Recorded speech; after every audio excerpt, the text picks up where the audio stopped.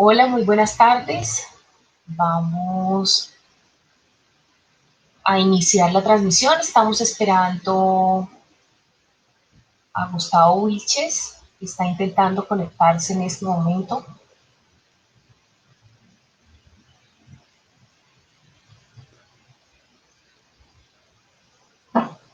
Mientras él se conecta, queremos contarles que esta serie de entrevistas hace parte de una programación del movimiento Ríos Vivos, en vista de que no ha sido posible realizar nuestra asamblea y un ejercicio de movilización, de encuentro y de reflexión que teníamos programado desde el 27 de marzo.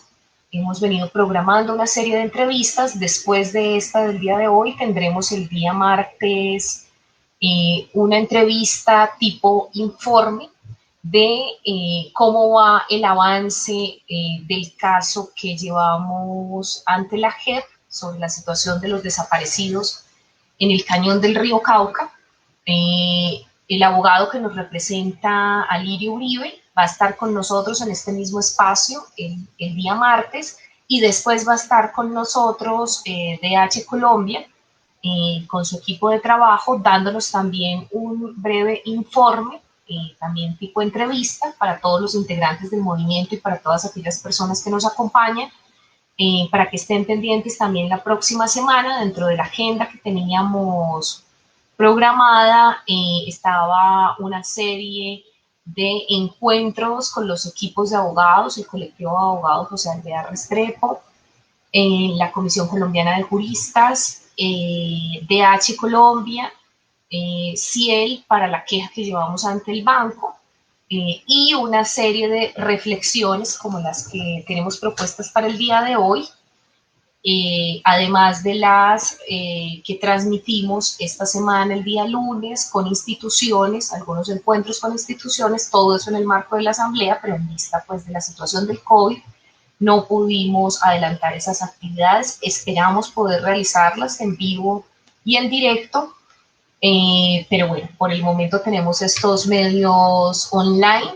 Entonces, decirles que vamos a hacer esos informes uno a uno sobre la situación de los desaparecidos, el avance en los procesos con la JEP, también sobre la denuncia penal ambiental, en el estado en el que está esa denuncia penal ambiental. Con DH son la programación que tenemos para la próxima semana. Seguimos esperando al profesor. Vamos a llamarlo a ver si está cambiando de red.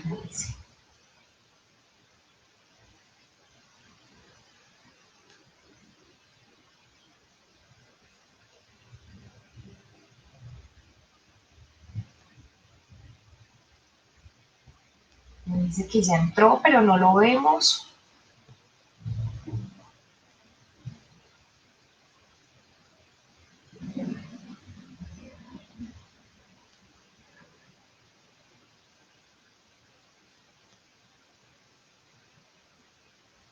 Demos un momento.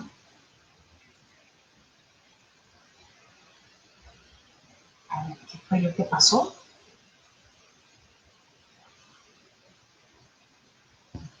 Muchas gracias por estar ahí.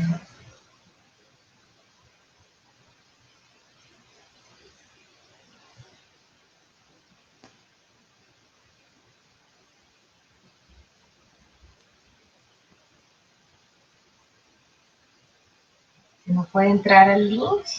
Parece que algo pasó con el link.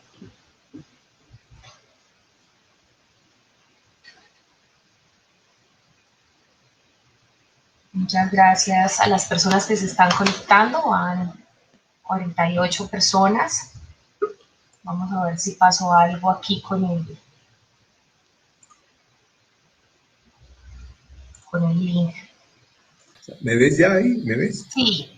¿Cómo está, Gustavo? Ahora sí, ya estamos en vivo. Les estaba contando a las personas que se han conectado. Saludo a José Fernando Álvarez, a Santiago Campo, a Álvaro Torres y en este momento tenemos más de 50 personas conectadas. Te estábamos esperando. les estaba contando más o menos en el marco de que estamos haciendo estas entrevistas de la asamblea que teníamos programada como Ríos Vivos para una serie de reflexiones. Y en este caso particular, pues agradecerle a Gustavo Wilches Chaus por acompañarnos, a todos los compañeros y compañeras que están ahí. Y para empezar esta conversación, Gustavo, quisiéramos primero contarte que nosotros en el movimiento sentimos que seguimos en modo desastre desde el año 2018. Nosotros sentimos que se nos superponen un desastre más otro desastre. Un saludo al compañero Fabio de la Asociación de Mineros y Pesqueros de Puerto Valdivia, que ya se están conectando por ahí. Pero para nosotros es muy difícil entender esta nueva situación de emergencia y por eso agradecer tu presencia, porque nosotros sentimos que no hemos salido de una y nos metemos en la otra y no se nos resuelve nada de la primera. Estamos en un momento en el que todo se nos ha acumulado. Nosotros no sentimos el proceso de paz. Estábamos en medio de la guerra cuando llega el Hidroituango, con una violencia ambiental, y en medio de esa violencia ambiental que se exacerba en el 2018 con toda la tragedia de la avalancha, la tragedia de la inundación, que para nosotros no ha terminado. Nos dijeron que bajó el nivel de riesgo. Tampoco entendemos cómo se mide el nivel de riesgo por esos colores. Eso ha sido muy, muy difícil para la gente que le digan estamos en riesgo naranja y amarillo, porque el amarillo es el color del río, y entonces nos dicen, no, ya el amarillo no es más o menos esto, sino que es esto. Entonces queríamos tener una conversación contigo, con personas que sepan de gestión de riesgo, para que nos acerquen a esas categorías también, de saber, en este momento estamos en una situación de emergencia con el coronavirus. ¿Esto es un nuevo desastre que se suma en nuestro caso a otros? ¿O cómo entender este momento de pandemia que estamos viviendo? Bueno, Isabel, primero, cuéntame si me estás oyendo bien. Sí, escuchamos bien. Bueno, es primera vez que utilizo esto, entonces por eso hay que ir. Si no me oyen, me hacen señas. Muchísimas gracias, Isabel, por esta invitación. Muchas gracias a todas las personas que se han unido y que se están uniendo para oír esta conversa. Yo me presento siempre como exalumno del terremoto de Popayán, exalumno del terremoto de Cafetero, del Tierra Adentro, 1994, con un posgrado en el terremoto del eje cafetero. Y así he tenido oportunidad, pues, de estar de cerca en otros desastres, pero quizá en estos 3 primeros años en los que he tenido una intervención más directa. En este momento soy profesor de la Facultad de Ciencias Sociales y Humanas de la Universidad Externada de Colombia, y con ellos planteé hace un tiempo, pues, ir haciendo un seguimiento y un acompañamiento al proceso de ustedes en la medida en que sea posible. He escrito, varios artículos, pero 2 han sido publicados, uno en Razón Pública, los 2 en Razón Pública, y uno lo titulé El desastre más complejo, o Hidroituango, el desastre más complejo que ha vivido Colombia en el último siglo. ¿Y de dónde viene esa complejidad? Pues esa complejidad viene de la cantidad, digamos, de factores que interactúan en ese territorio del cual ustedes son parte integral de ese territorio, que tienen un sentido de identidad muy profundo con ese territorio, y que no solamente a partir de la emergencia del 28 de abril y que se prolongó hasta los primeros días del mes de mayo como en condición de emergencia, sino desde mucho antes, pues cuando uno se va enterando de todo lo que ha sucedido allí, de las masacres, de la presencia de grupos armados, de los desplazamientos, se da cuenta, pues, de que ese desastre viene mucho tiempo antes. Inclusive esa emergencia de abril 28, pues yo la identifiqué era más bien como una etapa más, pero que había servido para visibilizar al resto del país la existencia de ese desastre que estaba allí. Lo que pasa es que ese desastre, pues de alguna manera no había trascendido su gravedad y quizás se confundió con la emergencia. ¿Cuál es la diferencia entre una emergencia y un desastre? Pues un desastre es cualquier cosa que puede traumatizar de manera profunda la normalidad, entre comillas, de un territorio. Cuando hablo de territorio, yo siempre hablo de territorio y entiendo el territorio como el matrimonio indisoluble entre unas dinámicas naturales y unas dinámicas humanas. Y de ese matrimonio pues surge una realidad que es el territorio, que es un ser vivo. Entonces, cuando hablo de territorio no hablo solamente de un espacio físico, sino que hablo de las comunidades, de los ecosistemas, de las interacciones que están allá, e inclusive de otros actores, como en este caso todo el proyecto que está y todos los demás actores que si bien no son de allí, pero de todas maneras están interactuando y de una u otra manera transformando la vida de las comunidades y de los ecosistemas. Entonces, a mí me parece que lo que pasó el 28 de mayo fue un evento que visibilizó para el resto del país y para otras partes del mundo un desastre que ustedes venían viviendo desde mucho tiempo atrás. Y por supuesto lo llevó a un nivel de complejidad mayor. Y esa situación, si bien fue conjurada la emergencia y se logró que no hubiera muertos en ese momento, de todas maneras la situación de desastre ha continuado y pues ha habido una cantidad, digamos, de actuaciones desde la comunidad, de unas tentativas de comunicación, de interacción con las instituciones, con el proyecto, que no todas desafortunadamente han logrado concretarse. Esta mañana cuando conversábamos, tú me contabas cómo ya había listado una gran audiencia en la cual iban a participar varias entidades públicas cuando viene la emergencia y entonces entra en modo emergencia todo el Estado y la comunidad. Y después cuando ahora recientemente iba a hacer esta asamblea a la cual ustedes me han invitado también muy gentilmente, 27, 28, 29, 30 o 28, 29 y 30 de marzo, y a la cual pues no se pudo hacer y yo tampoco pude participar pues por todas las razones que conocemos ahora. Entonces, lo que yo veo ahora no es que sea un nuevo desastre para ustedes, sino que es ese desastre complejísimo para la realidad colombiana y, por supuesto, para la realidad de la zona afectada. Ahora queda enmarcado dentro de un desastre muchísimo más grande que ya no es ni siquiera nacional, ni siquiera continental, sino que es mundial, es global. Es un desastre que afecta por primera vez en la historia al planeta entero, y esa es una de las particularidades que tiene este desastre que estamos viendo ahora, y que además tiene un componente muy extraño con relación a otros desastres, y es que uno se asoma a la ventana, uno ve el mundo afuera funcionando, y uno ve, es un desastre sin sirenas, es un desastre con muertos, pero y una cantidad muy grande de muertos, por algo es una pandemia, pero que curiosamente están afectando sobre todo, o entre los más afectados están países desarrollados, países que hasta este momento se habían abrogado el derecho a denominarse el primer mundo, los países, el mundo desarrollado, inclusive a los demás países nos llamaban, primero eran subdesarrollados, pero ya eso no sonaba muy bien, entonces ahora somos países en vías de desarrollo, como quien dice, todavía no somos como ustedes, pero espérenos que ya vamos a llegar allá. Y resulta que en este momento, pues Estados Unidos tiene el mayor número de muertes por este desastre silencioso, llamémoslo de esa manera.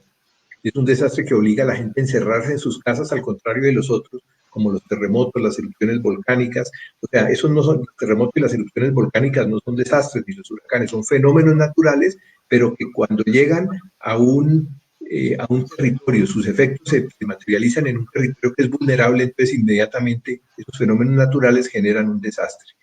En este caso, entonces no hay desastres naturales. Todos los desastres, de una u otra manera, son provocados por el ser humano. Por ejemplo, el que hasta este momento ha cobrado más víctimas mortales en Colombia, que fue la destrucción de Armero en 1985, el 13 de noviembre de 1985.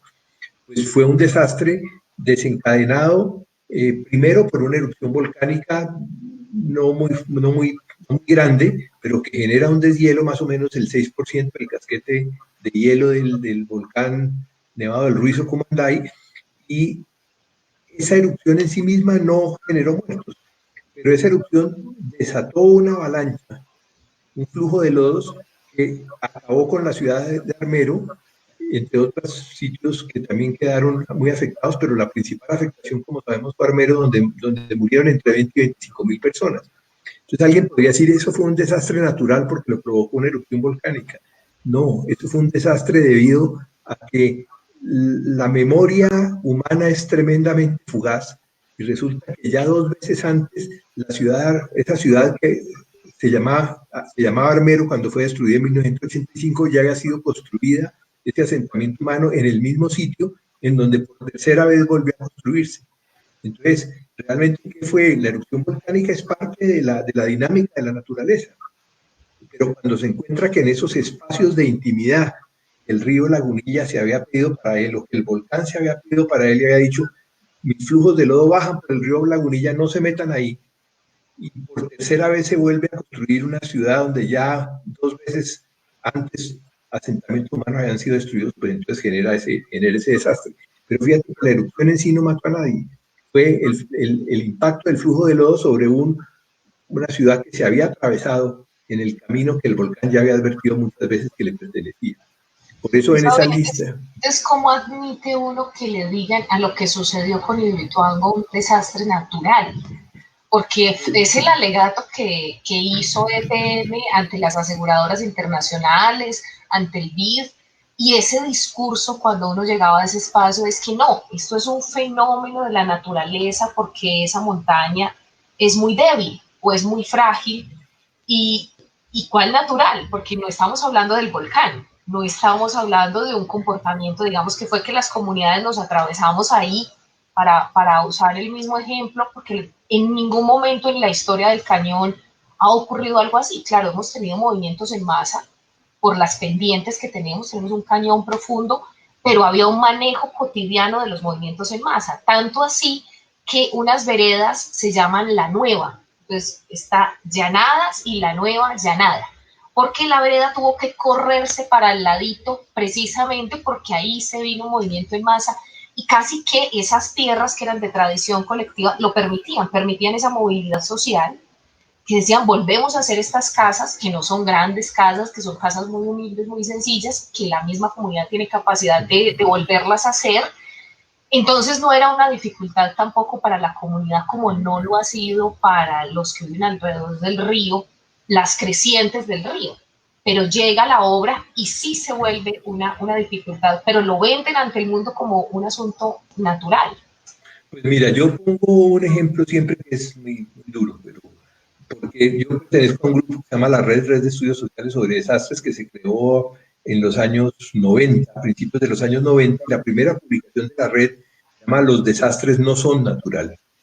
Insistimos muchísimo en que se le quite ese apellido de natural a los desastres, porque cuando hablamos de desastre natural, entonces pasa lo que pasa muchísimas veces, y es que le echamos la culpa a la naturaleza digamos, de desastres que ocurren, no de los fenómenos naturales, sino de desastres que esos fenómenos naturales producen por decisiones humanas equivocadas. Algunas veces, y hace mucho tiempo ocurrían, pero porque no había mucha conciencia de lo que ocurre, pero últimamente no solamente hay más conciencia y son de alguna manera desastres advertidos, sino que también tienen responsables que son claramente identificables. Y en esa insistencia, que a veces creo que es como una batalla perdida porque todavía se sigue hablando con mucha frecuencia de desastres naturales. Yo pongo el ejemplo del hombre que se murió porque le pegaron 18 puñaladas. Fue el médico forense, hizo el acta del levantamiento del cadáver, el acta de función, y nos decía causa de la muerte, muerte natural. Entonces estaban los familiares y decían, pero ¿cómo muerte natural si le pegaron 18 puñaladas? Yo, pues es que era natural que muriera. ¿Sí? Pero resulta que no se le puede echar a la naturaleza la culpa de eso.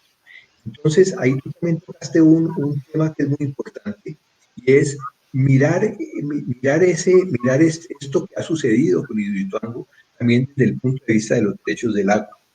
En este momento, y desde antes de que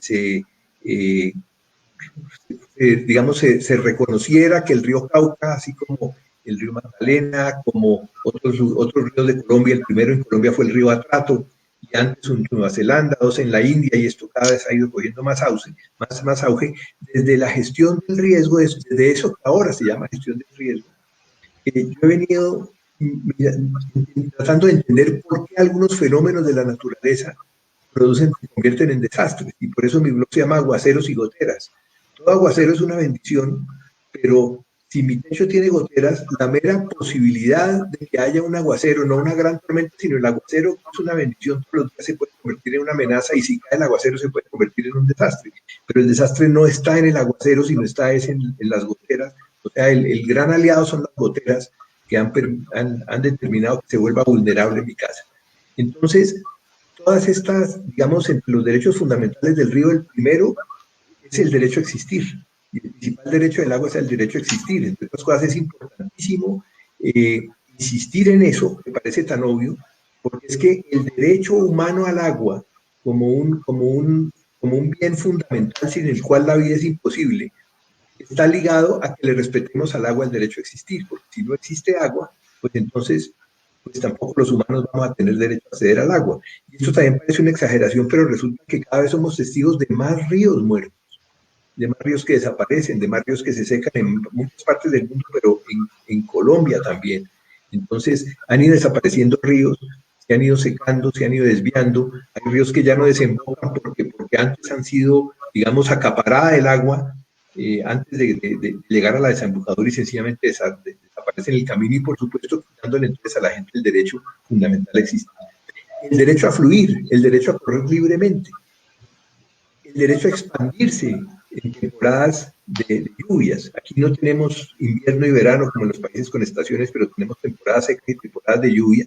Y las temporadas de lluvia, eso sí es natural, crece el caudal de los ríos y el río entonces acude a los dobladillos para poderse expandir en esas temporadas de lluvia, y esos dobladillos hay que respetarlos. Por eso es que cuando ocupamos esos dobladillos de los ríos, esas márgenes, esas rondas de los ríos, entonces nos quedamos en unas condiciones de vulnerabilidad, y eso que es natural, y es que el río se expanda, pues se convierte en una amenaza, y esa amenaza genera riesgos, y esos riesgos se pueden convertir en desastres.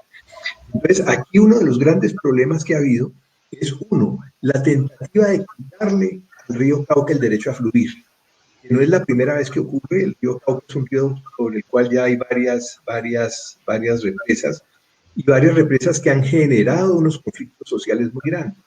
Albajina, por ejemplo, en el Valle del Cauca, y más recientemente con el río Magdalena en el Quimbo. Y resulta que muchos errores que se convirtieron en la construcción del Quimbo y que contribuyeron a pasar cosas muy parecidas a las que han pasado allá en la zona de influencia de Hidroituango, que fue, por ejemplo, el desplazamiento de pescadores.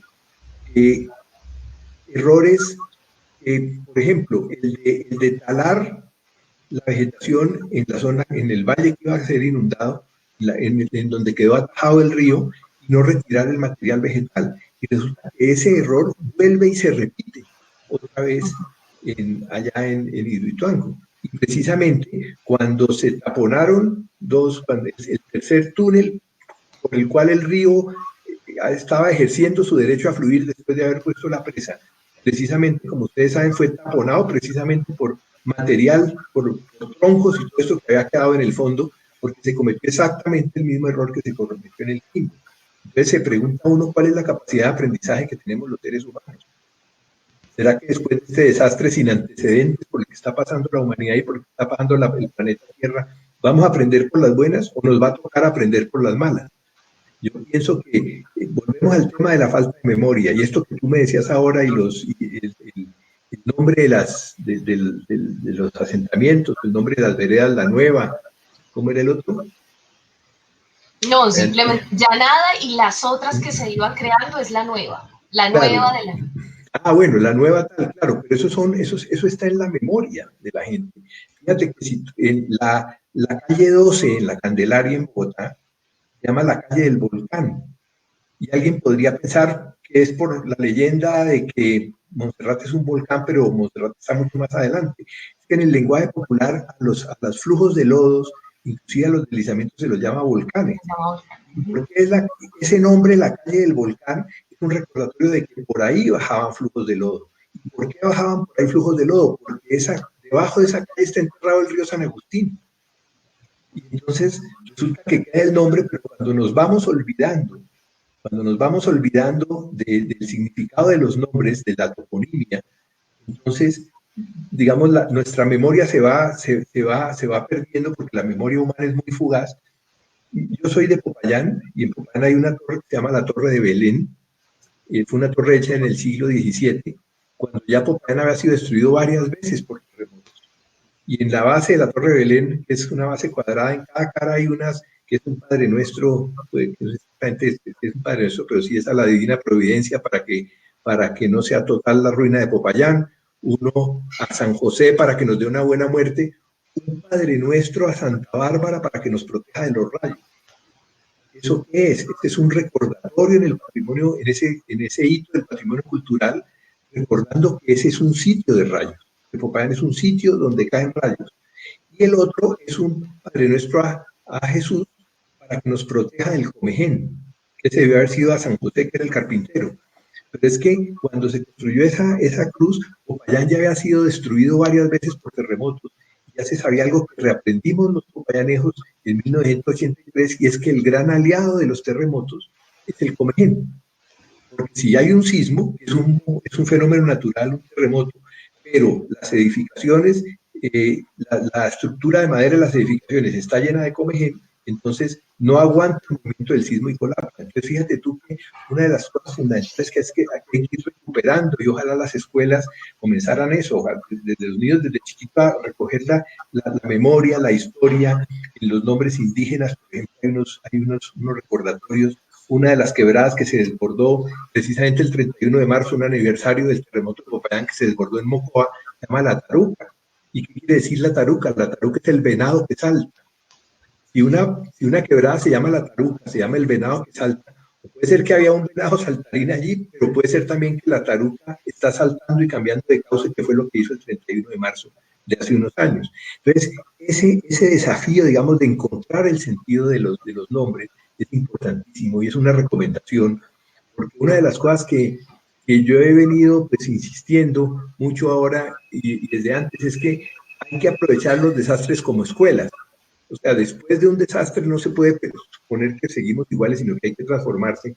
Y los niños y las niñas de los colegios y de las escuelas tienen que ir aprendiendo nuevas cosas. Pero entonces volvamos a esto. Visto desde el punto de vista de los derechos del agua, pues uno se da cuenta de que si en algún momento, por algo ese motivo, hay que atajar un río, como sucede con muchísimos ríos más en Colombia, en el mundo, y como hay una cantidad de planes, además, en este momento vigentes para construir muchísimas presas más.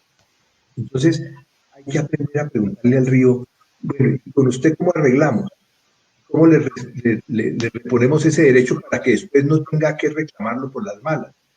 Vuelvo a lo que decía hace un momento, cada vez que hay un desastre que tiene las causas en un fenómeno de la naturaleza, en un fenómeno hidrometeorológico, o sea, que tiene que ver con el agua, con el clima, yo me pongo a preguntarme qué derecho fundamental le ha sido violado al agua, y aparece entonces la causa del desastre. Cuando tú dices que es que las montañas no aguantaron, pues eso también demuestra algo que en los estudios técnicos que se han hecho, o que cuando yo he oído los diagnósticos de técnicos que han analizado qué fue lo que pasó en mayo, muchísimos dicen los estudios que se hicieron sobre la estructura geológica de las montañas en las cuales iba a asentarse, iba a anclarse la presa, no fueron los más adecuados. Yo me baso en conceptos como los del doctor Modesto Portilla y como otros que lo han afirmado. Hay otros, el día en que estuvimos en esa audiencia convocada por la Procuraduría de Medellín, y también personas que decían que eso cumplía los mejores estándares de la ingeniería mundial, pero lo cierto es que cuando al río se le quita el derecho a fluir, voy a poner otro ejemplo así que parece ramplón, pero que también me atreví a usarlo en la audiencia, porque es que la información, uno tiene que conectar con experiencias vitales la información, porque eso es lo que las convierte en aprendizaje. Acuérdate que yo preguntaba, ¿ustedes alguna vez han tratado de aguantarse una vomitada? Entonces resulta que si uno se va a vomitar y lo que hace es ponerse un tapo corto de concreto de 20 metros, que fue lo que pasó cuando taparon estos túneles para acelerar el llenado de la vía, y el río y uno no tiene por dónde vomitar, entonces o le vuela los ojos o los oídos, o le vuela la tapa de los sesos. Entonces, eso fue lo que pasó allí, porque cuando el río trató de ejercer su derecho a fluir, encontró que los dos de los túneles que se habían hecho tenían unos tacos de concreto, creo que de varios metros de longitud. Y el otro, entonces, con todas las turbulencias bajo el agua, se movió todo este material vegetal que no había sido recogido y taponó el otro conducto. Y entonces, para utilizar algo que fue una frase que algún ministro decía en la época, el río no tuvo otra oportunidad que generar un lío de faldas. ¿Por qué? Porque la única forma de fluir era meterse por las faldas de la montaña, y desestabilizar la estructura.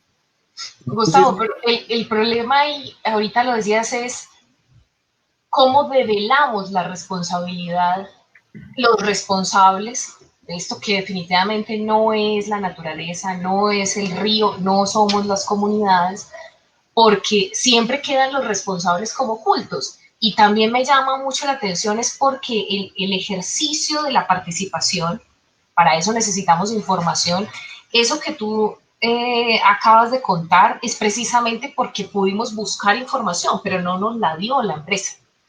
Lo otro es porque nosotros la vimos, o sea, nosotros vimos que talaron parte del bosque, no todo, eso fue una discusión grandísima, porque para nosotros es un dolor muy grande, digamos, tener que haber pedido que talaran el bosque, porque era peor que no lo talaran, pero estábamos en condiciones de querer proteger ese bosque y bueno, hay realmente una contradicción para nosotros como defensores de ese bosque que proveía alimentos, que proveía un refugio para las comunidades y tener que decir tálenlo, pero encima de que no lo talaron todo, pues lo dejaron ahí y genera esto, pero eso tiene unas responsabilidades, entonces nuestra petición siempre ha sido escuchen a las montañas, escuchen al río.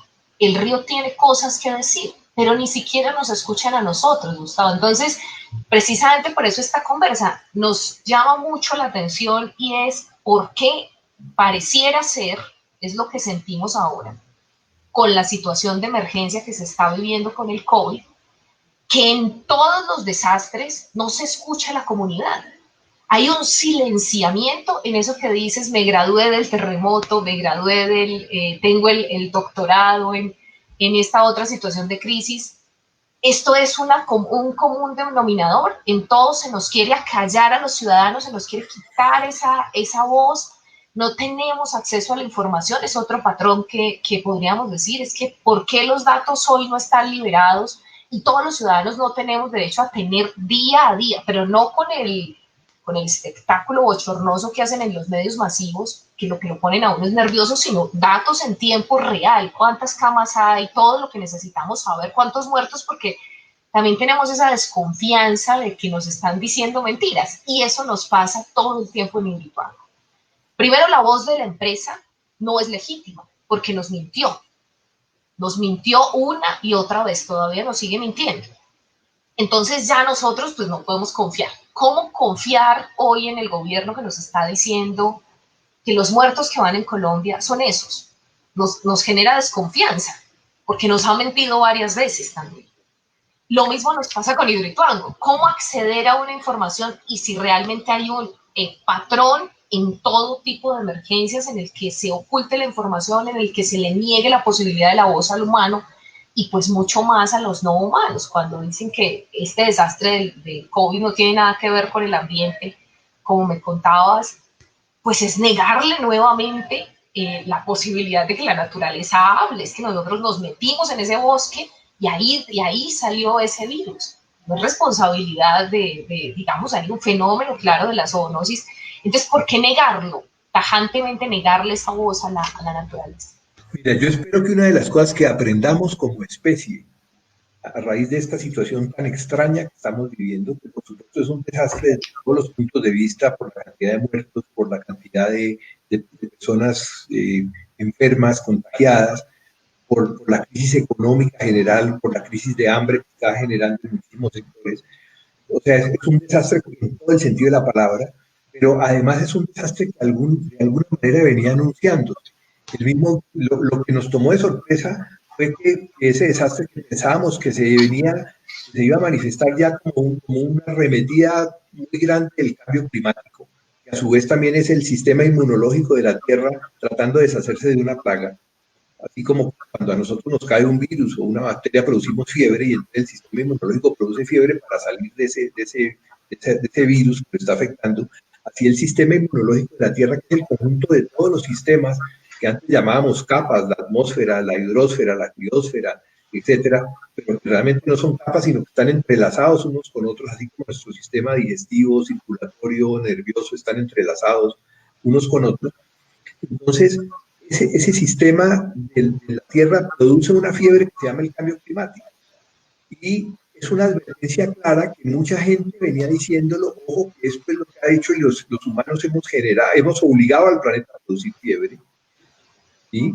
Pero no entendimos el mensaje, no entendimos el mensaje y seguíamos actuando exactamente como se venía actuando antes y cada vez más grave, hasta que de pronto súbitamente en algo de meses a nivel mundial, pero casi que de días en términos de Colombia, de pronto se transforma el mundo sin destrucción externa, como decíamos hace un momento, pero se transforma totalmente el mundo, se transforman nuestras rutinas, nuestra economía, toda esta incertidumbre de la cual hablábamos también, que es una sensación que se ha convertido como en la vivencia permanente.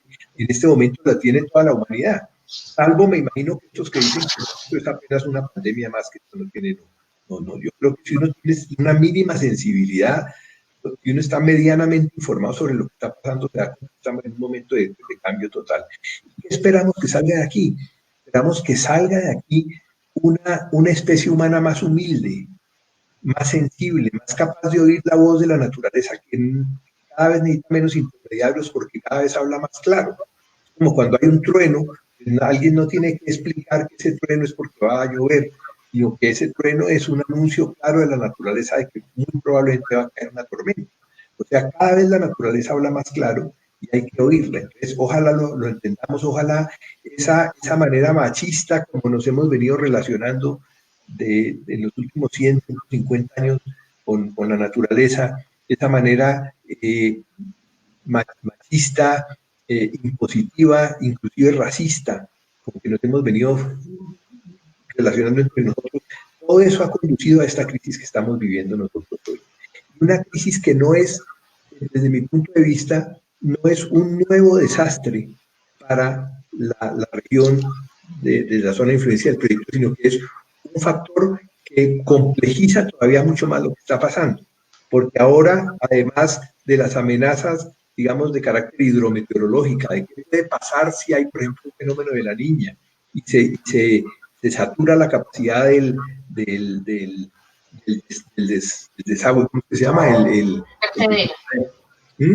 Del vertedero. Del vertedero, si se supera esa capacidad, ¿qué va a pasar? ¿O qué pasa también si hay un fenómeno del Niño que trae una sequía del río, entonces no puede llegar el agua a la altura del vertedero? Entonces, ¿qué puede ocurrir? ¿Qué puede ocurrir allá? Pero entonces, todo ese tipo pero no nos dicen esos riesgos, Gustavo, o sea, no nos dicen, todo el tiempo es ocultándonos lo que además es evidente. Dos cosas que yo agradezco a la vida, o sea, de muchas otras, pero una, haber estado vivo en el proceso que condujo a la Constitución del 91.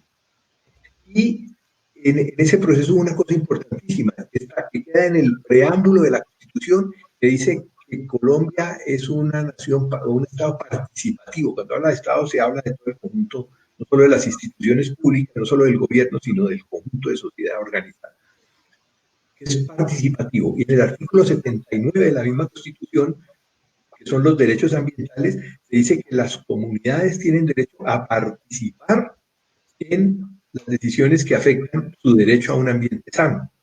¿Y qué es participar? Participar, el verbo participar no se puede conjugar como se conjuga en muchas partes, no solamente en Colombia, que es yo participo, tú participas, ellos deciden. No, es yo participo, tú participas, todos decidimos y todos asumimos la corresponsabilidad por la decisión que hemos tomado. O sea, si tú como comunidad y yo como Estado nos sentamos, discutimos, pero además llamamos al río para que el río, ¿vos qué opinás? Opina por las buenas para que después no tengas que reclamar por las malas. Y tomamos una decisión, nos tenemos que volver responsables. Si esa decisión, por ejemplo, es que se puede hacer un asentamiento humano muy cerca de la orilla del río, y el río está diciendo, pero acuérdense que yo he subido en temporadas de lluvia, he subido mucho más arriba, pero decimos, no, tranquilo, esta vez no va a pasar hacia allí, tomamos esa decisión conjuntamente, pues después nos tenemos que volver a ser responsables de esa decisión.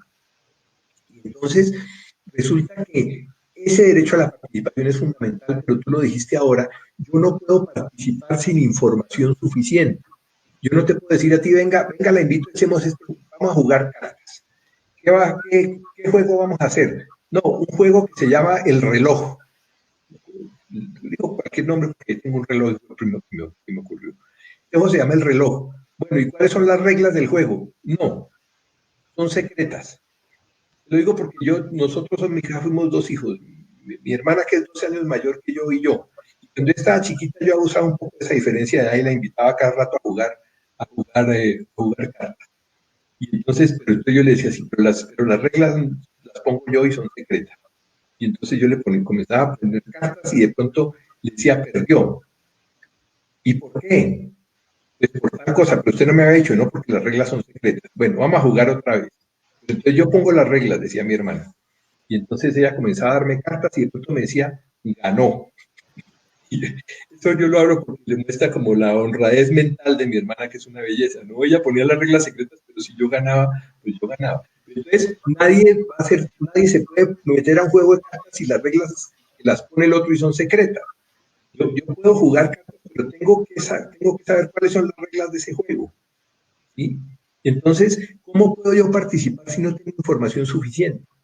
O si la información me la dan en unos términos complejísimos que yo no los pueda entender. Entonces ahí yo tampoco sé qué pasa. Entonces ahí hay una responsabilidad muy grande de parte de la empresa, del proyecto, del Estado en general, de decirle a la comunidad, mire, estos son los riesgos y vamos a ver cuáles son las medidas que tomamos precisamente para evitar que esos riesgos se conviertan en desastres. Entonces aquí viene el tema que tú también lo mencionaste ahora de los sistemas de alerta temprana. Y ese sí tiene un apellido que a mí me encanta y insisto mucho, sistemas de alerta temprana basados en la comunidad. Porque cuando la comunidad ha participado en la construcción del sistema de alerta temprana, cuando la comunidad sabe el significado de cada alerta, cuando inclusive no hay medios tecnológicos, y esto yo he tenido oportunidad de trabajarlo en algunos barrios aquí en Bogotá, en donde la gente dice, bueno, vamos a hacer unas rondas y ya sabemos en dónde está determinada piedra allá arriba en la ladera. Si esa piedra se corre, ya sabemos que abajo hay que evacuar. Ya hay un censo de cuáles son las personas de edad, personas que tienen algún tipo de limitación física, etcétera, etcétera. Y apenas medio se mueve la roca esa, entonces salga, pero ya tienen previsto además a dónde se van a ir entonces, y ahora, si eso no es solamente una persona que está haciendo que se turnan los vecinos para hacer unas rondas diurnas y nocturnas, sino que hay de verdad un sistema, y Colombia tiene institutos que para mí son muy respetables, muy confiables, como de Geominas, por ejemplo, el Instituto Geológico, hoy Instituto Geológico Nacional, o como el IDEAM, tienen unas capacidades de hacer unos pronósticos, sobre todo los climáticos, que son mucho más aleatorios, porque ahí se juega es con probabilidades y con el caos, pero de todas maneras es un instituto muy serio. Pero entonces toda esa información tiene que estarla entregando a la comunidad de manera que la comunidad entienda qué quiere decir eso. Aquí también hay otro cuento así, es un tipo que va donde el médico le dice, doctor, yo me acuesto por la noche y por la mañana me levanto más cansado de lo que me acosté y se me olvida todo y no me provoca trabajar y vivo con sueño y vivo con todo, dígame conmigo, pero que yo entienda. Entonces el médico le dice, le voy a decir, lo que pasa es que usted es un vagamundo y un tomatrago y un mujeriego y un bandido. Entonces, ahora sí deme el nombre científico para yo contarle a mi mujer. ¿Sí? Entonces, resulta que muchísimas veces, si no se utiliza la información de manera comprensible, de manera que la gente lo pueda ligar con sus vivencias cotidianas, que la gente pueda ser no solamente una receptora, sino también una proveedora de información. Entonces, estaba hablando en estos días con una persona que trabaja con toda esa elaboración, digamos, de mapas comunitarios, pero detectar precisamente en dónde puede surgir una amenaza, cuál es la gente vulnerable, etcétera, etcétera. Entonces, la información no solamente la que venga de un lado, sino también la que yo puedo entregar.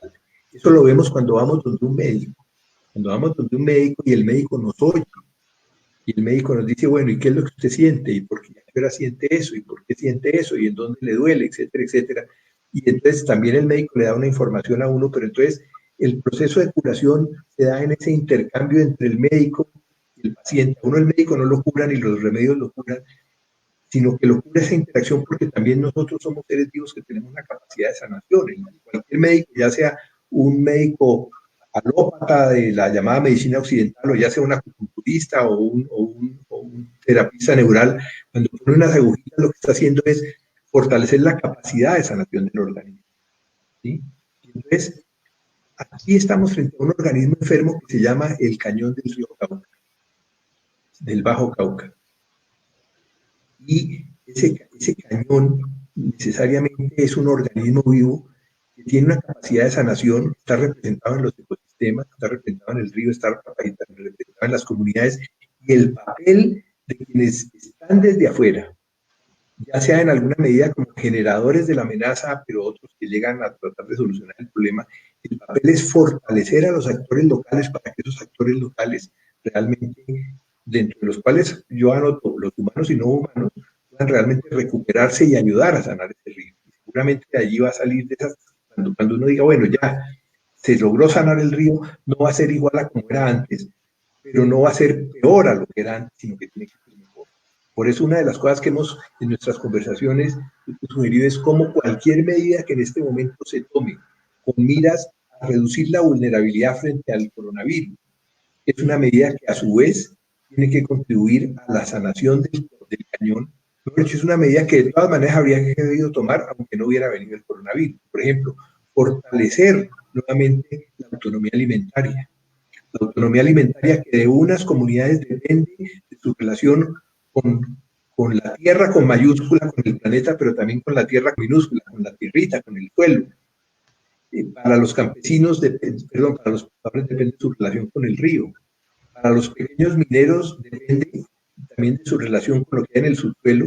Y entonces ahí es donde hay que hacer una serie, digamos, de transacciones para ver, bueno, ¿y hasta dónde se puede hacer minería artesanal? ¿Cuándo deja de ser minería artesanal para volverse ya en una minería destructiva? Y entonces ahí es donde hay que comenzar a negociar con el suelo, con el subsuelo, hay que comenzar a preguntarle. Entonces, todo ese es un proceso de diálogo, de intercambio de información de lado y lado que puede conducir a la sanación.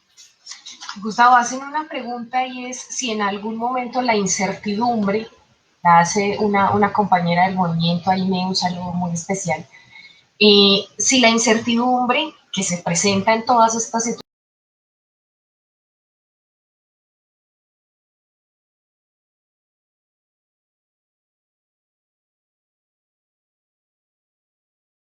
incertidumbre que es el que tenemos ahora, conversábamos cómo es difícil soñar, proyectarse la vida, replantear eso que se destruyó, volver a hacer la casa. Nada más ese hecho concreto de vuelvo o no a construir mi casa en este mismo sitio. Necesito para eso no tener incertidumbre, no tener la duda de si va a volver a ser arrasada porque se vuelve a destaponar el túnel que se destaponó hace 2 años, porque hoy no sabemos qué pasa con el túnel, nadie nos explica de manera clara, como lo estás diciendo, con términos que podamos entender, y el río nos sigue diciendo y nos sigue hablando y nos dice, como lo decía una compañera, el río está triste. Esa es la palabra que hoy se usa en el Bajo Cauca para decir, el río está triste. ¿Por qué está triste? Primero, porque ya no lleva su velocidad, ya no está hablando al mismo tono, porque antes bajaba con mucha mayor velocidad. Segundo, porque ya no lleva su color, es como si de un momento a otro nosotros tenemos este color de piel y yo ya fuera más blanca de lo que soy o tú fueras negro, pues ya no eres tú, era como parte de ti mismo. Y entonces, como ya no es mono, como le decíamos siempre, el patrón mono, entonces ya qué es. O sea, el río está triste porque le están quitando lo que es él. Esa es la manera que nos está hablando y eso nos da mucha incertidumbre. El río ya no tiene pescado. Entonces nos da incertidumbre es porque en medio de esta pandemia, pues lo que se necesita es comida, seguridad alimentaria y ya no está el pescado. Las medidas desde Bogotá hablan, quédese en la casa. Sí, pero es que la casa no está. O sea, la casa fue inundada por el Lituano o la casa fue destruida por el Lituano. Aguas arriba inundada y aguas abajo destruida por la avalancha. Segundo, aíslese, estén a distancia. Eso lo proveía el bosque. O sea, el distanciamiento social que hoy es una cosa que le dicen, como que toda la gente está como necesito el contacto, estoy encerrado en mi casa, pues era la condición natural de los cañoneros. El aislamiento es la condición natural de la forma como se vive en el bosque. Eso se lo quitó de Urituango. Entonces nosotros sí estamos planteando, hay una nueva condición de riesgo generada por empresas públicas de Medellín para el COVID.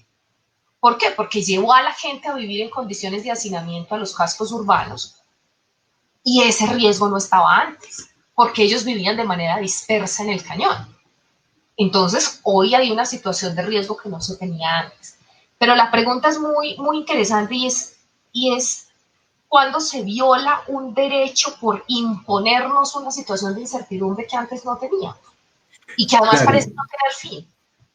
yo creo que más que por imponer la situación de incertidumbre es por imponer las causas de la incertidumbre. Es decir, en el mundo en general no podríamos decir nunca que la certidumbre puede eliminarse. Es decir, de una u otra manera vivimos en un mundo lleno de incertidumbre. Pero a través del conocimiento, a través de la información, a través de la información tanto científica como de la información popular, llamémoslo así, que muchísima gente la desprecia, pero que a mí me parece cada vez más importante, vamos, entonces, intentamos reducir la incertidumbre de manera que podamos tomar decisiones, que podamos hacer planificación, que podamos hacer por lo menos escenarios, que uno pueda decir, oh, vámonos a una situación del río antes. Entonces la gente podía planificar y de todas maneras en esa planificación, aunque el río se conociera, como el río es un ser vivo y como todos los seres vivos tenemos nuestras neuras, la gente seguramente diría, bueno, de acuerdo con lo que a mí me consta, podemos construir la casa a esta distancia del río. La ley dice 30 metros, pero tú puedes decir, no, pues hagámosla a 50 porque sabemos que el río se ha subido acá. Y de pronto los más viejos de la comunidad dirían, pero cuando yo estaba joven el río se subió hasta mucho más arriba, ojo. Entonces ahí tenemos la memoria colectiva también como una forma de conocimiento que hay que tener en cuenta. Y gente que viene dialogando con el río desde hace muchísimo tiempo, gente que sabe leer digamos, más que leer, que interpreta las señales de las nubes, que interpreta los famosos bioindicadores que se llaman. Cuando un ave vuela, cuando un ave desaparece, los pescadores sabrán mucho de eso. Cuando de pronto aparece un pez que no aparece sino en determinadas épocas, que aparece en la temporada de lluvias y de pronto en una temporada de que no es de lluvias, aparece ese pez, bueno, hay un conocimiento acumulado que permite leer esos bioindicadores o esas señales. Y eso se combinará entonces con eso tan importante que es la ciencia, pero la ciencia tiene que estar al servicio de la gente, la ciencia tiene que convertirse en información útil, en información digerible. ¿Sí? Entonces, yo pienso que no se puede eliminar la incertidumbre, pero por supuesto, no se puede, si se viola un derecho, y se viola no solo uno, sino muchos derechos, cuando se generan unas amenazas y no se entrega la información completa sobre esas amenazas. Tú me explicabas hoy que a veces a la gente le cuesta trabajo entender qué es el semáforo, amarillo, rojo, naranja, amarillo. Bueno, pues eso se utiliza, por ejemplo, para los volcanes también. Entonces, la mayoría de los volcanes colombianos están en estado de alerta amarilla. Alerta amarilla es que el volcán está activo. Es un volcán que está activo, es un volcán que tiene fumarolas, que produce tremores, o sea, pequeños sismos alrededor. Son volcanes vivos, hay volcanes extintos en territorio colombiano, ahí en el límite entre Caldas y Antioquia, uno que una vez pude fotografiar de puro chiripazo, se llama El Escondido, por ejemplo, ese no es un volcán activo. Hay otros que sí están activos. Entonces, cuando están en el Instituto Geofísico está haciendo permanentemente, o geológico, está haciendo permanentemente análisis, monitoreos, y si ya esa actividad normal, digamos, metabolismo basal, para ponerlo en términos del organismo humano, supera, entonces de pronto dices, ojo, alerta naranja quiere decir, acaba de pasar de una actividad que es normal para un volcán activo a otra que ya puede indicar que a lo mejor se está reactivando más, y cuando ya hay una erupción es cuando están en alerta roja. Entonces la gente tiene que saber eso. Una vez yo le explicaba a una señora acá de un sector muy vulnerable a las inundaciones y a los deslizamientos en el sur de Bogotá. Y la señora, su mayor preocupación eran los ladrones. Entonces ella tenía un equipo de sonido en su casa que le servía muchísimo, y entonces yo iba corriendo con ella el camino en una zona de esas que están entre el límite entre lo urbano y lo rural, o es como una especie de cañada rural, pero en medio de la ciudad. Y entonces la señora de pronto miraba unos mensajes y decía, cuidado, esos que están ahí, esos son los que yo les tengo, porque ellos se quieren meter a mi casa y me quieren robar mi equipo de sonido. No sé. Entonces yo le decía, bueno, primero, vamos a ver cómo funciona ese sistema de alerta.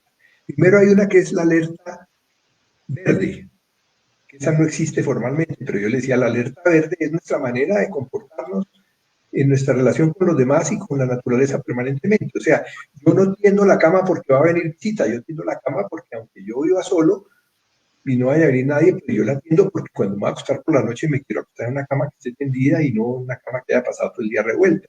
Yo no lavo los platos del desayuno porque vaya a venir visita, porque después de lavarlos uno lo hace.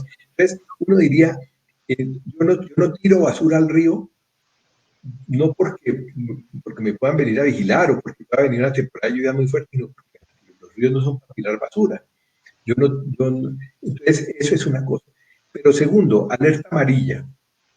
Alerta amarilla es cuando han anunciado que la temporada de lluvia que viene es muy grande, mi casa está en un sitio que otras veces se ha deslizado, entonces yo me voy a ir a averiguar si la cosa se pone muy complicada, entonces yo qué puedo hacer con mi televisor y con mi equipo de sonido y con las cosas que yo quiero salvar. Y me voy a hablar ya con el señor del camión que vive aquí a 2 cuadras y le voy a decir, en el momento en que yo venga a decirle a usted, estamos en alerta amarilla, en el momento en que yo le avise a usted que por favor venga, usted me va a acompañar y vamos a llevar esto donde una sobrina con la que yo ya hablé y ella me va a guardar estas cosas que yo no quiero que en un momento dado, si yo tengo que dejar la casa, no quiero que me las vayan a robar. Entonces, efectivamente, ya viene el pronóstico del IDEAM diciendo, viene la temporada de lluvias o la cosa se va a poner muy, muy fuerte. Entonces, yo ya llamo al señor del camión, llamo a la sobrina y le digo, ya oye, llego para allá y usted me va a guardar estas cosas, llamo al señor del camión y me voy con eso. Cuando ya la cosa se viene mucho más fuerte y comienzan las señales de deslizamiento y todo, entonces ya la señora no solamente ya sacó sus cosas, sino que ella ya se llama al señor del camión y ahora no me lleve las cosas, sino que lléveme a mí donde la sobrina, yo ya me voy, dejo la casa con candado, pero ya sé que aunque se pierdan o se lleguen a meter los ladrones a la casa, ya las pérdidas son menores porque las cosas que yo más apreciaba ya las puse en buen cuidado. Y ya roja, esa es la naranja, y ya la roja es cuando ya efectivamente se vino el deslizamiento. Pero entonces ya las otras alertas han servido para que yo tome pasos para que pueda irme recuperando. Pero, ¿qué pasa cuando perdemos confianza o cuando más bien no tenemos confianza en que el que nos está diciendo, estamos en amarilla, nos está diciendo la verdad, estamos en roja, nos está diciendo la verdad? Hace 2 semanas en Puerto Valdivia, en el Raudal, se disparó la alarma que ponen en postes altos, empezó a picar y la gente dijo, no, eso fue como que se dañó o ¿qué hacemos? Ya toca correr, porque si las señales no son claras en el tema de la gestión del riesgo, pues sencillamente no funcionan, no nos estamos comunicando. Cuando empezábamos a preguntar qué está pasando, la alarma está sonando, ¿qué es lo que tiene que hacer la gente? Porque no sabemos. Claro. Nos dijeron, no, se dañó el chip, entonces van y la apagan. Ahí hay un problema grande y es porque la próxima vez que suene, la gente va a pensar fue que se dañó y quizás en ese momento es que se necesite actuar. Por eso la importancia de la comunicación en la gestión de riesgo. Y eso lo conecto con la otra pregunta que nos hacían, y es precisamente el sentido de la obediencia, y por eso quisimos ponerle a este conversatorio que la crisis no es sinónimo de obediencia. Si nosotros hubiésemos obedecido, Gustavo, en el 2000, no, si hubiéramos obedecido siempre, pues no existiría el movimiento, que siempre nos dijeron, ustedes no pueden ser opositores. Hoy, en medio de esta emergencia, nos han dicho, obedezcan, si no se quedan en la casa, los que tienen casa, les ponemos una sanción, les ponemos una multa, incluso los están metiendo a la cárcel. En la pasada conversación con el comandante de policía nos dijo 10 personas en la cárcel en el departamento de Antioquia por incumplimiento de las medidas relacionadas con el COVID. Fue el dato que nos dio esta semana en una de estas conversaciones que estamos teniendo con diferentes personas. Nosotros decíamos, pero ¿cómo así que que ahora el tema va a solucionarse metiendo a la gente en la cárcel, cuando allá también hay una situación de hacinamiento y nos dicen el aislamiento social. Eso es una contradicción grandísima. ¿Y por qué la gente no le cree a esa medida? O sea, ahí hay un problema de legitimidad del que está dando las órdenes, pero también hay un problema de la obediencia. Nosotros creemos que en este momento hay que desobedecer, pero tenemos que analizar qué es lo que hay que desobedecer, porque no solo no tenemos confianza en ese que va y dice, esa alarma está mala, pues esto no se puede dañar, o sea, esto no puede generar un mensaje equivocado, porque nosotros tenemos que obedecer cuando haya que obedecer. Entonces la gente dice, no, yo le obedezco es al río, en el río yo no desconfío, el río me ha avisado, y si no hubo muertes, como lo decías ahora, pero sí las hubo de otra manera, pues porque nos han matado compañeros y ha habido una situación muy dura. Si no hubo muertes fue porque la gente obedeció al río. La gente sale del cañón, sale huyendo en Puerto Valdivia porque el río les avisó, no porque EPM avisó. EPM negó la situación que se estaba presentando hasta el último momento. Fue el movimiento el que les dijo a los compañeros de arriba, el río está mal. Miren el río, miren lo que está pasando. La gente obedece al río y el río guarda su legitimidad. Hoy tenemos un problema de legitimidad y por eso era la importancia de que conversáramos en medio de una emergencia qué hacer con la obediencia y qué hacer con la desobediencia, porque si nosotros hubiésemos obedecido, los muertos habrían sido muchos. Y creemos hoy que nos salvamos por la desobediencia, no por la obediencia. Fíjate, me quiero devolver un poquito antes al tema de las alarmas. Cuando tú decías, bueno, la alarma amarilla. El problema es también cuando viene la alarma amarilla, que la señora del ejemplo, yo le digo, vaya y hable con el vecino que tiene el camión y vaya, busque la sobrina y le dice, usted me puede guardar aquí las cosas, sí. ¿Qué pasa cuando resulta que ya no hay vecino con camión y ya no hay sobrina? Entonces la señora, ¿para dónde coge? Y esa es una situación un poco en la que está muchísima gente en Colombia y ustedes particularmente. Bueno, nos vamos a otra parte, pero ¿para dónde? Nos metemos a la casa, pero ¿dónde está la casa? Entonces, ese es uno de los temas. Segundo, el tema de la construcción de confianza. Y yo también te había dicho cuando estuvimos pensando cómo puede ser el tema de esto. Yo creo que esta charla que yo estoy haciendo hoy hubiera sido más apropiada para las instituciones públicas, pero donde he tratado también de hacerla muchas veces. A mí me invitaron a un evento de ¿cómo se llama? La Secretaría de Gestión del Riesgo de Antioquia y era hablando de esto. Y yo les decía, mire, cuando el terremoto de Popayán no era tan complicado, pero cuando el terremoto del país, que era una zona indígena, y se crea una institución, y a mí me nombran director, y había digamos, una enorme desconfianza de la comunidad frente a la institución. Y mi mujer me decía, mire, toda esta desconfianza no es hacia usted como persona, es hacia lo que usted representa. Y yo representaba el gobierno, representaba la ciudad de Popayán, representaba una cantidad de cosas, blanco o mestizo, pero en unas comunidades indígenas con muchísimas sospechas. Entonces, ahí cada paso era de construir confianza. Inclusive construir confianza en medio del conflicto, y yo creo que un paso importante fue cuando el nombre inicial de esa corporación que se creó era Corpopaeses. Yo dije, Corpopaeses para la gente no quiere decir nada, vamos a ponerle un nombre que para la gente signifique algo, y entonces vamos a ponerle Nazaquihue, que quiere decir la tierra de la gente, que por lo menos era una señal inicial de curiosidad. O sea, estos que acaban de llegar aquí, ¿por qué tienen un nombre que quiere decir la tierra de la gente? Entonces, se comenzaban como con curiosidad, pero después un paso muy importante fue el consejo directivo de la corporación, como se había diseñado, eran 6 representantes del presidente de la República nombrados por el presidente de la República. Entonces, digo, no, tienen que estar todos los actores del cañón, y entraron el gobernador del Cauca, el gobernador del Huila, entraron varios representantes de las comunidades indígenas nombradas por las mismas comunidades, un representante de las comunidades no indígenas, un representante de las comunidades de las zonas aledañas, y pasamos a 14 personas. Y alguien me decía, ¿usted cómo puede pasar de 6 personas nombradas para ayudarle a 14 personas que van a llevar allá a esa mesa todos los conflictos del cañón? Conflictos de 500 años. Yo dije, no, es que si no, no es posible. Y efectivamente llegaban todos los conflictos de 500 años, pero cuando se tomaba una decisión, todo el mundo estaba de acuerdo con esa decisión. Si la decisión afectaba a la comunidad indígena, eran los representantes que ellos mismos habían elegido los que iban a justificar eso, quienes conocían de adentro todos los problemas. En este caso yo he insistido mucho que en esos centros de mando unificado, que creo que es el nombre que tienen las puestos de mando, o puestos de mando unificado, ahí tiene que estar la comunidad, tiene que estar entendiendo los problemas y tienen que estar entendiendo por qué no se cambia el color de la alarma, tienen que estar entendiendo exactamente esto para que las mismas personas que han participado en la decisión puedan ser las voceras ante sus representados. Y no puede ser solamente una persona, sino que tienen que ser varias personas las que están compartiendo esa información, porque es a través de pequeños pasos que se va ganando confianza.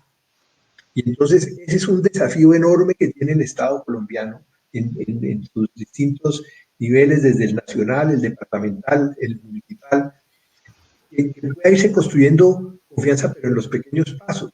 Que si en algún momento nos equivocamos, si en algún momento se dañó la alarma, sonó cuando no era, pues quienes estuvieron, quienes están realmente dentro de ese puesto de mando unificado y de pronto pueden explicarle a la comunidad, sí, claro, es que nadie contaba con que iba a haber un cortocircuito, con que iba a caer un rayo en el poste, etcétera, etcétera. Pero entonces, mi gran afán hace mucho tiempo, donde me dan el papayazo, es intentar mostrar cómo ese ganar confianza es lo más importante. Ahora, si se va a desobedecer, hay que hacer un momento que yo prendo la luz acá, que sé. y ya nos estamos viendo a Gustavo, se oscureció. Si se va a desobedecer, incluso si se van a violar las reglas, hay que saber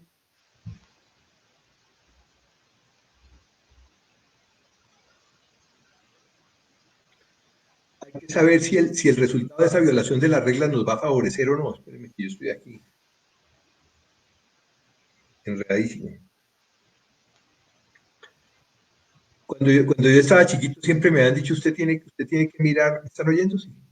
Sí. Bueno, no se va a atravesar la calle sin mirar al lado y lado, 8 años. Y si no se va a atravesar, no, yo resolví desobedecer y atravesarme sin mirar, había un camión parqueado y claro, pasó un carro y me atropelló. Entonces, hay un deber, un libro de Henry David Thoreau que se llama El deber de la desobediencia civil, por ejemplo, pero uno tiene que ser consciente si uno realmente se está reafirmando y al desobedecer va a ser algo así como cuando tú dices, yo le voy a obedecer al río y el río me avisa que me vaya, o si voy a desobedecer por desobedecer. A mí al principio me costó mucho trabajo entender y todavía no entiendo muy bien este desastre que estamos viviendo y muchas de esas cosas de la gestión del riesgo que eran válidas para otro tipo de desastres, aquí hay que redefinirlas totalmente. Esto es nuevo para todo el mundo, inclusive para los epidemiólogos. Pero a mí me costó mucho trabajo cuando oía a una persona que es reconocido como una autoridad mundial y especialmente latinoamericano, un colombiano, no me acuerdo cómo se llama ahora, y él decía, la primera vez que yo lo había entrevistado, yo hace 3 años no permito que nadie me salude de mano, no permito que nadie se me acerque. Y yo decía, pero pobre hombre, ¿cómo será eso? Y no hay nada más sanador que un abrazo. Es decir, en los desastres, cuando el terremoto de Popayán, me acuerdo, y yo lo resalté mucho porque ahí me marcó eso, en medio de toda esta confusión, y como esto sigue temblando todo el tiempo, de pronto llega una persona que yo sabía quién era, porque en una ciudad pequeña todos somos parte del paisaje de los demás, pero de pronto viene y me da un abrazo y me dice, hola, qué chévere que estés vivo. Y yo pensaba, qué delicia de abrazo, qué chévere que a este le parezca chévere que yo esté vivo, qué chévere que se haya atrevido a decírmelo, y qué terrible que se haya necesitado un terremoto para que me lo dijera. Porque por supuesto, si en un día normal yo me atravieso con alguien a quien no conozco y que no me han presentado, yo voy y le doy un abrazo y le digo qué chévere que estás vivo, pues no sale corriendo. O si es con uno, pues uno sale corriendo. Pero no hay nada más sanador que un abrazo, no hay nada más sanador que la conversación persona a persona. Pero cuando uno ya entiende una de las características que hace tan complicado este desastre que estamos viviendo en este momento a nivel planetario, es uno eso, que sea planetario, y otro es que nosotros somos, por una parte, expresiones de la vulnerabilidad del territorio, de la vulnerabilidad de la especie humana, pero de la vulnerabilidad individual. Pero algo que a mí me da más duro, que la posibilidad de que yo sea contagiado por el COVID, por el coronavirus, es la posibilidad de que yo sea un vector y de que yo vaya a llevarle el contagio a personas que yo quiero mucho, o personas que no es que yo quiera mucho, sino que sencillamente me las encuentro porque nos conocemos y todo, y que en el momento en que yo me la acerque, la puedo contagiar, o de personas que no conozco.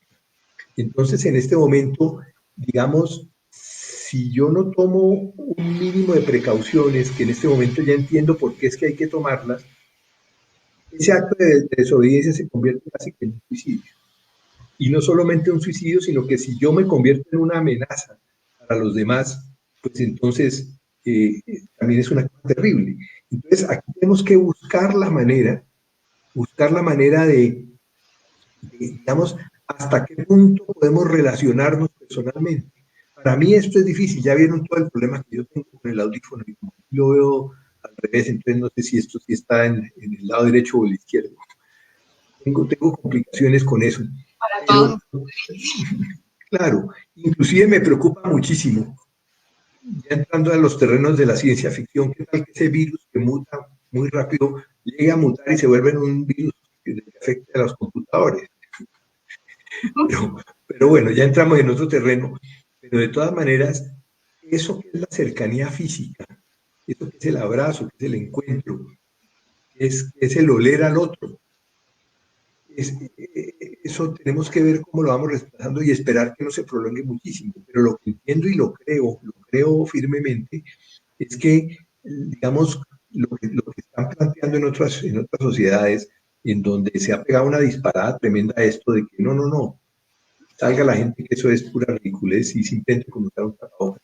No, en este momento, cada uno de nosotros es un vector potencial y precisamente una de las cosas que ha hecho que esta pandemia sea distinta a otras es la enorme movilidad que tenemos los seres humanos, y como cada uno de nosotros es un vector, entonces cada uno de nosotros es un potencial. Y como te digo, a mí me angustia mucho, por supuesto, que me van a contagiar, pero me angustia mucho más es pensar que yo pueda contagiar a otros y que por supuesto no quisiera hacerlo. Entonces, en ese caso también esa cuota de desobediencia que todos queremos ejercer, hay que ver realmente cómo se aplica para que podamos superar esta situación de desastre y no para que la agravemos, porque entonces ahí sí ya se convierte en una desobediencia suicida. Y otra cosa también muy importante, y eso sí depende muchísimo de la organización de la comunidad. Para mí de las fortalezas más grandes que tienen las comunidades indígenas, las comunidades étnicas en general, es su organización, es su identidad con el paisaje, su identidad con el suelo, su identidad con la tierra, es su memoria histórica. Entonces, ¿cómo ponemos todas estas fortalezas para poder plantearle a las instituciones, al Estado, al proyecto, lo siguiente: todo lo que hagamos nosotros en este momento para protegernos del coronavirus tiene que servir también para salir de la crisis en que nos metió el proyecto? ¿Sí? Entonces, perfecto, vamos a recibir unos auxilios, unos alimentos, pero tenemos que ir dando pasos hacia la autonomía alimentaria, hacia que el pescador pueda volver a pescar, hacia que el agricultor pueda volver a cultivar sus alimentos fundamentales. Entonces, eso puede ir dando un poco más de autonomía, no dependiendo solamente de las ayudas que vienen de afuera, sino ir dando autonomía alimentaria, pero esa autonomía alimentaria va a ser absolutamente fundamental también para ir recuperando el territorio como ese ser más amplio del cual somos parte, con el cual sentimos identidad. Justamente, Gustavo, bueno, quería decir algo, si en este momento la obediencia de los médicos no es suicida, ¿No es que? la obediencia del sector de la salud que está ejerciendo sus labores en unas condiciones de precariedad no es suicida, que cuando Bueno, nos vemos en esas condiciones, claro, la desobediencia puede ser suicida, pero la obediencia también puede serlo en este claro. caso, solo por poner el ejemplo del sector de la salud. No, y es que me parece un ejemplo clave. Yo he visto con preocupación eso, pero he visto también cómo las asociaciones de salud que cubren a todo el personal de salud están rebotándose y están diciendo: nosotros tenemos obligaciones, tenemos el juramento hipocrático de arriesgar inclusive la vida del paciente, pero nosotros no somos suicidas. Nosotros no tenemos la obligación de inmolarnos. Entonces están exigiendo, fíjate una cosa que es a nivel de muchísimos países del mundo, comenzando por los Estados Unidos y Colombia. Por eso decimos, no podemos seguir copiando otros modelos de desarrollo. Lo que uno se está dando cuenta es el tremendo abandono que existe al sector salud. Y cómo uno dice, bueno, está pasando una cosa terrible en la costa pacífica. Hay sitios donde hay solamente una cama con una mica. Ese es el sitio de cuidados intensivos.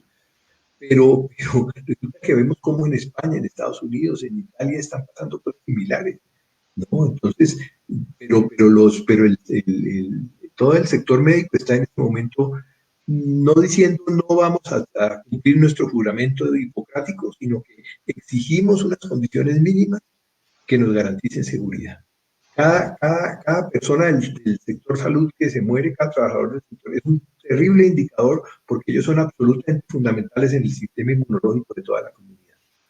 Yo creo que eso es muy importante porque uno diría, estas organizaciones del sector de la salud y esa necesidad de que la sociedad estemos organizada para defender nuestros derechos, organizada para enfrentarnos a estas situaciones de riesgo, uno diría, entonces el Estado es el más beneficiado de una sociedad que participe, de una sociedad que esté organizada, las instituciones son las más beneficiadas porque precisamente están haciendo esa alarma, esa alerta, ojo, que ustedes no le están dando lo necesario, esos implementos necesarios al sector salud, o en nuestro caso, ojo, que esa no es la manera y pueden ponernos en riesgo y esto es lo que está pasando, pero no ve que lo que hace el Estado es desarticular las organizaciones sociales.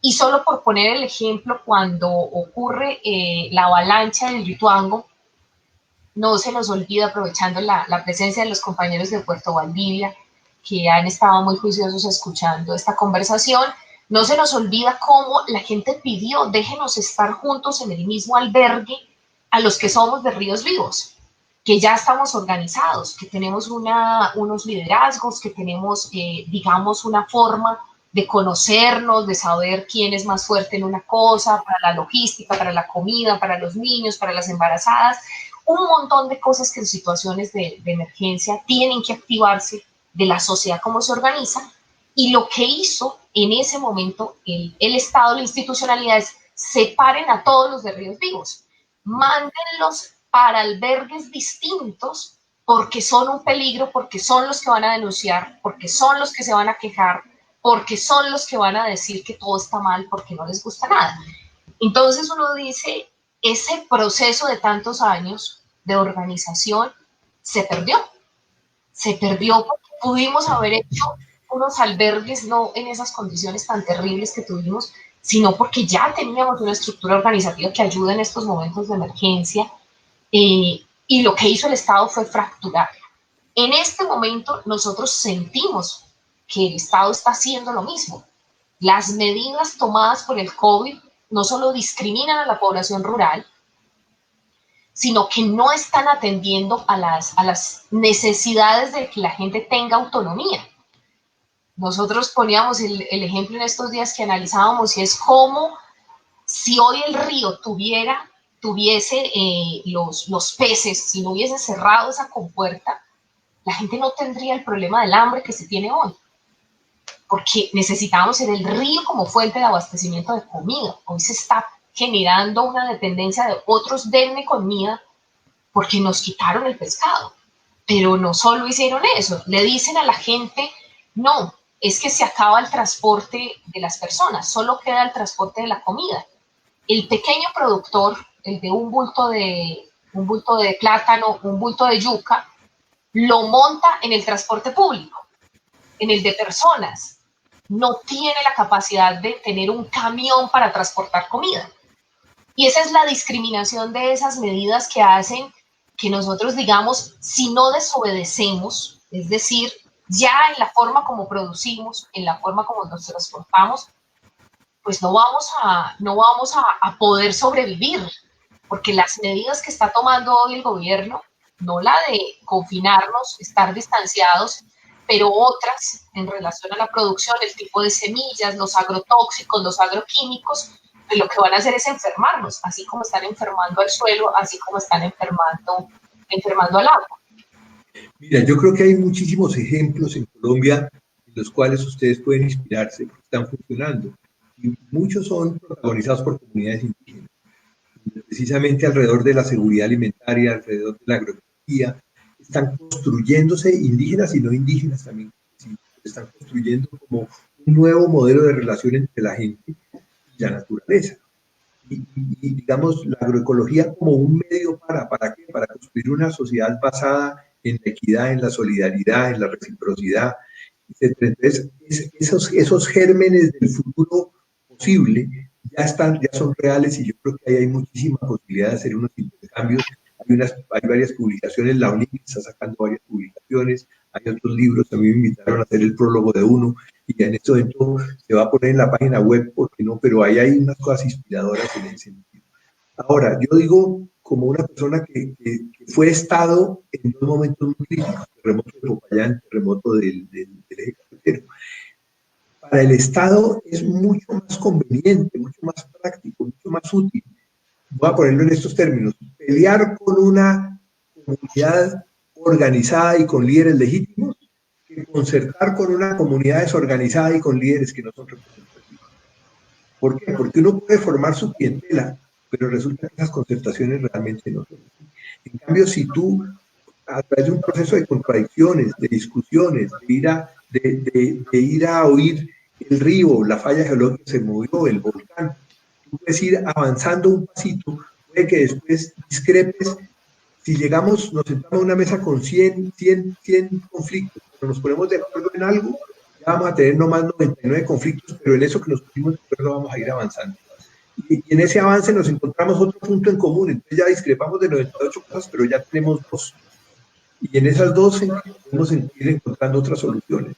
Entonces, mi mensaje, y es el que, como les dije hace un momento, intento cada vez que estoy ante personas del Estado que están manejando esto, es realmente el que más pierde si se divide una comunidad, si se deslegitiman a los líderes legítimos. Si la gente no tiene la información completa, oportuna, comprensible, el primer afectado es el Estado mismo, porque el problema va a ir creciendo cada vez más. Entonces yo creo que lo que hay que seguir es buscando eso. Sé que ustedes han ido abriendo unas puertas de comunicación que son muy importantes, que hay instituciones que ya comienzan a oírlo, y también es un proceso que se ha ido adelantando. A mí, yo encontré, por ejemplo, cuando hablaba de esto en la ANDA y con esta nueva subdirección que ha creado la ANDA de participación comunitaria, yo encontré mucha receptividad en el DANE cuando les planteamos las inquietudes sobre la necesidad de, digamos, de actualizar el censo que se hizo. Y hay otras que sí son herméticas, pero a mí sí me parece que hay que entender, y sobre todo volvamos a eso, hay que concertar con el río. El río no le importa si ha sido reconocido por un tribunal como sujeto de derechos. El río no sale a preguntar, el río simplemente por las buenas o por las malas va por lo suyo, y si le atraviesan un muro, pues entonces se mete por las montañas. Y entonces eso hay que tenerlo en cuenta. Eso hay que tenerlo en cuenta, y esperemos que haya receptividad. Como les digo, no vale la pena ser obediente por la obediencia en sí misma, ni desobediente por la desobediencia en sí misma. Hay que mirar si yo actúo de una determinada manera, realmente cuál es el impacto que yo puedo hacer sobre mí mismo, sobre la gente que nos rodea y sobre el proceso en el que yo pertenezco. Entonces, en este momento una comunidad no puede darse el lujo de tener muchos muertos ni muchos enfermos, tiene que cuidar mucho a sus líderes, tiene que cuidar mucho a sus niños, sus viejos, sus gente de todas las edades. Y como te digo, a mí me costó trabajo eso de que, como decía yo al principio, uno les pasa la mano y le cogen el codo, ¿no? Yo creo que ojalá podamos volver contra el abrazo, pero hay que hacerlo con precaución. Si no, el abrazo se puede volver contra nosotros. Bueno, para finalizar,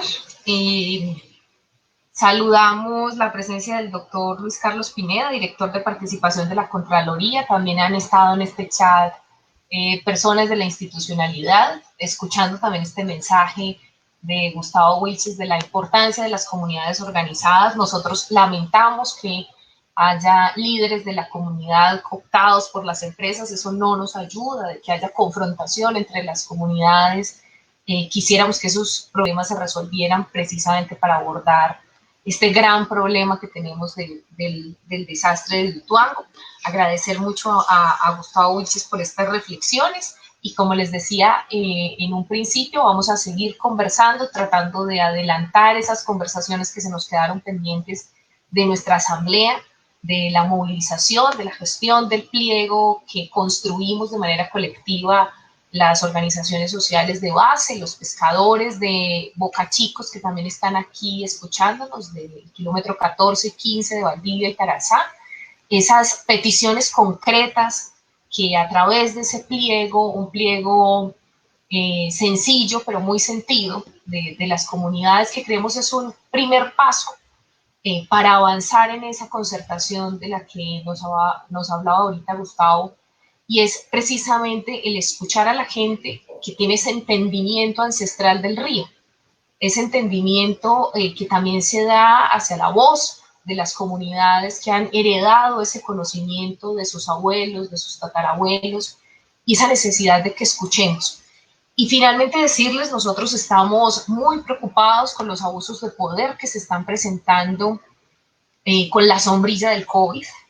Tenemos que encontrar maneras de seguir participando, de seguir conteniendo ese poder que se oculta, digamos, con todas estas situaciones de crisis, porque lo conversaba también con Gustavo y es siempre hay oportunistas, siempre hay gente que quiere abusar de estas situaciones de dolor de la gente y los ciudadanos tenemos que estar activos precisamente para que eso no suceda.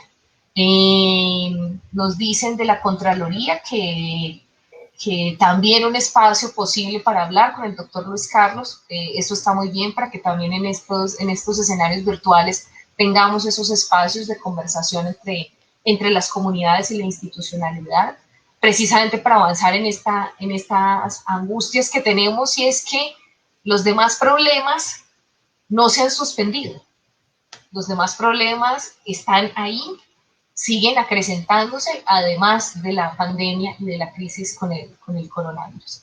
Muchísimas gracias. Una última cosita, claro, simplemente, y es aprendamos del virus.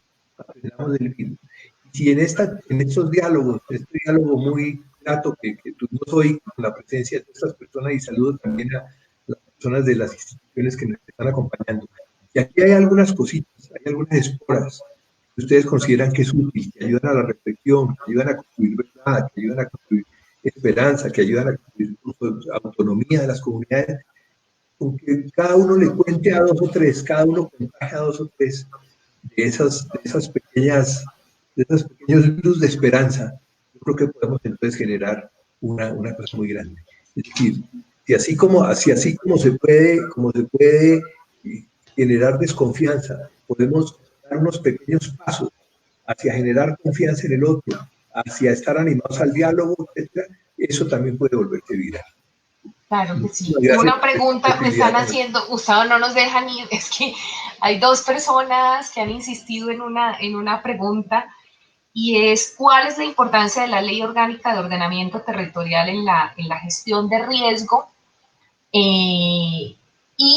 Y qué hacemos en este momento para participar en medio de la discusión de los planes de desarrollo escondidos con el coronavirus, si ni siquiera sabemos en qué va a quedar los planes de desarrollo, y muchas personas ni siquiera saben qué es un plan de desarrollo. Claro, es que esta pandemia nos coge en un momento de planeación importante, de decisión de los años de gobierno en lo local y en lo regional, y muchas comunidades y organizaciones pues pretendíamos estar ahí dando debates. Hoy eso se está probando como un poco en lo virtual, un poco como pretendían hacer las consultas previas, que definitivamente no es por este mecanismo. Ese mecanismo podemos tener estas conversaciones, pero la definición de un territorio pues no puede ser por este medio. O sea, la definición de la vida, de los ríos, la definición de qué se va a hacer con los municipios en el ordenamiento territorial y de las fuentes hídricas, pues realmente nosotros como movimiento no estamos de acuerdo que ninguna consulta sea por estos medios, que necesitamos volver a ese abrazo y esa cercanía, no sabemos cómo, ni sabemos cuándo, pero que la participación tiene que tener pues la energía humana vital de una asamblea de lo que estábamos esperando y esperamos que eso se dé, pero también está esta preocupación que nos plantea Estefan y es esa ley orgánica del ordenamiento territorial, cómo se relaciona con la gestión de riesgo y qué hacer para que queden en esos planes de desarrollo estas preocupaciones. Solamente voy a hacer una mención por cada cosa porque cada respuesta nos daría para amanecernos aquí durante el resto del aislamiento voluntario. Pero primero, tenemos que entender que el ordenamiento territorial no es ordenar al territorio de acuerdo con las prioridades humanas. El ordenamiento territorial es ordenar las actividades humanas con lo que ya la naturaleza ha ordenado. ¿Sí? Bueno, tú has oído charlas mías y aquí no tengo, o sea, no es el caso, pero yo muestro, digamos, dos ejemplos. Uno donde a un río se le ha puesto una camisa de fuerza para ordenar al río a que abandone su cauce, que abandone sus meandros y todo, y que se puedan desarrollar en sus orillas una cantidad de actividades. Resulta que tarde o temprano viene una temporada de lluvias y el río se rebota y se lleva todo lo que le han quitado. En cambio, hay otros ríos en donde uno ve que nosotros en el norte del Cauca tenemos unos ríos que tienen unos nombres lindos y el que más me gusta es el desbaratado. El desbaratado es un río que hace lo que le da la gana y está cambiando permanentemente de cauce. Y he visto en otros sitios donde hay ríos como el desbaratado. Y la gente lo que ha hecho es abrirse, dejándole al río un espacio para que haga lo que la Constitución colombiana llama el derecho al libre desarrollo de la personalidad. Entonces, ya dijeron, ese río es loco, pero en lugar de ponerle una camisa de fuerza al loco, lo que nosotros hacemos es ubicarnos en unos sitios donde respetemos el derecho al río a tener esas dinámicas cambiantes. Entonces, el ordenamiento territorial no es imponerle a la naturaleza, no es imponerle al territorio los designios y las prioridades humanas, sino es ordenarnos los humanos en función de lo que el río ha determinado. Si en algún momento hay que pedirle a un río que se corra para un sitio, o inclusive, y eso es otro tema, si en algún momento hay que atajar un río, porque yo lo que estoy viendo, y hoy veía yo, por ejemplo, unas noticias de cómo se viene una sequía, una mega sequía, es el término que utilizan en algunas regiones de Estados Unidos. Fíjate que aquí lo vemos como la riqueza hídrica está peor distribuida que la riqueza económica. Entonces, mientras unos sitios estamos con el agua al cuello, en otros sitios tienen sequía. O mientras en unos meses estamos con el agua al cuello, en otros sitios nos quedamos sin agua, entonces hay que hacer unos embalses, pero hay que preguntarle al río, oiga, ¿cómo hacemos para poder captar unas aguas suyas durante un tiempo, pero cómo le devolvemos? ¿Cómo lo hacemos sin afectarle su derecho a fluir? Es unos puntos de negociación con el río. Ordenamiento territorial, entonces, no es ordenar la naturaleza en función de lo que los humanos decidimos, sino ordenar las actividades humanas en función de lo otro. Y eso se está viendo, es interesante también en la discusión del plan de desarrollo de Bogotá, por ejemplo. Lo que yo pienso es que en este momento cualquier plan de desarrollo puede ser quizá muy importante si somos capaces de entender el mensaje que nos está dando la naturaleza ahora. Si no lo entendemos, estamos jodidos. Pero sí, es decir, cualquier decisión que tomemos sobre el desarrollo territorial tenemos que preguntarnos, ¿eso nos va a garantizar el derecho al agua en cantidad y calidad? ¿Eso nos va a garantizar resiliencia climática? O sea, una alianza con los ecosistemas que nos permita amortiguar los impactos de clima extremo. ¿Eso nos va a garantizar seguridad, autonomía y soberanía alimentaria? Y tercero, eso nos va a garantizar identidad, entendida la identidad como el sentido de pertenencia de una persona, de una familia, de una comunidad al territorio del cual forma parte. Para mí esos son cuatro irrenunciables. Repito, derecho y acceso al agua en cantidad y calidad, resiliencia climática, o sea, capacidad de concertar con unos ecosistemas que amortiguan los extremos climáticos, seguridad, autonomía y soberanía alimentaria e identidad. Si todo apunta hacia eso, hagámosle. Pero si tratamos de hacer un desarrollo, unos planes de desarrollo, desconociendo eso y solamente desde el antropocentrismo, entonces la naturaleza tarde o temprano se rebota y nos acaba sacando. Yo creo que nos quedó muy bien el final. Ahora sí nos despedimos nuevamente y un saludo muy especial para que nos sigan acompañando en esta serie de entrevistas que intentamos hacer para decir primero a las instituciones del Estado, no nos quedamos quietos, seguimos reflexionando, seguimos en nuestras actividades de movimiento y estamos esperando volver a encontrarnos para continuar en esa exigencia de derechos. Muchísimas gracias de nuevo, Gustavo, y a todos ustedes que estén muy bien. Gracias por habernos acompañado.